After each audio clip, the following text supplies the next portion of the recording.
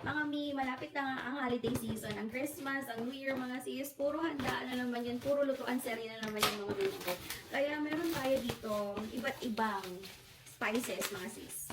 I have a gift from Spice Up. Dito natin nabili yung Gochugaro Flakes natin, mga mi.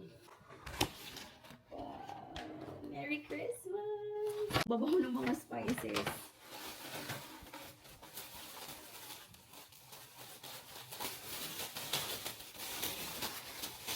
Uy.